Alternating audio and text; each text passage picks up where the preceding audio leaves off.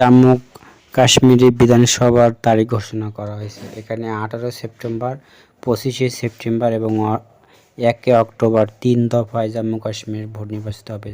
জম্মু কাশ্মীরে মোট বিধানসভা 90টার মধ্যে প্রায় 46টি আসন পেলে তারা টার্গেট জয়লাভ করতে হবে। জম্মু কাশ্মীরে মোট লোকসভা 5টির মধ্যে 2টিতে বিজেপি এগিয়ে আছে।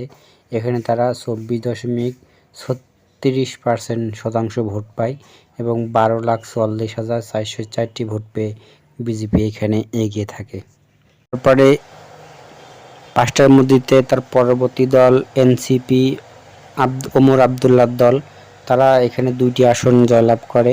তারা ভোট পায় 11,39,084টি ভোট এবং শতাংশ অনুযায়ী 22.30% ভোট পেয়ে তারা 2 নম্বর স্থান করে ওমর আবদুল্লার দল এনসিপি দল। জম্মু কাশ্মীরে 5টি লোকসভার মধ্যে কংগ্রেস একটি আসনও পায় নাই। তারা ভালো ভোট পাইছে, প্রায় 9,90,882 ভোট পায় এবং শতাংশ অনুযায়ী 19.38% ভোট পায়, কিন্তু কোনো আসন অর্জন করতে পারেনি। 2024 সালের লোকসভা অনুযায়ী এখানে 5টি লোকসভার মধ্যে এখানে 90টি বিধানসভা।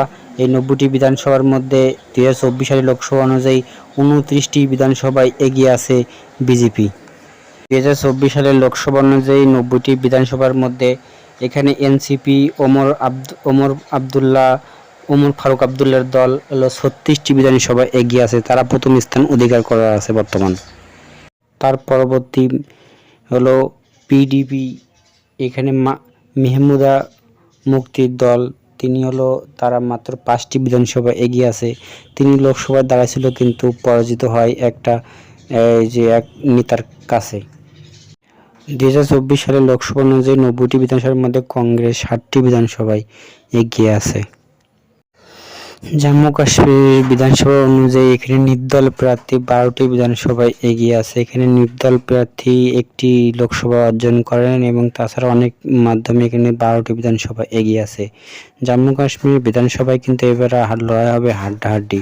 এবার আমার মনে হয় যেটা হবে ত্রিমুখী লড়াই, অর্থাৎ সংখ্যা গোষ্ঠী পেতে গেলে অন্য কোনো দলের সাহায্য পাওয়ার মাধ্যমে সরকার গঠন করতে হবে যে কোনো দলকে, তাছাড়া সংখ্যা গঠন করা যাবে না।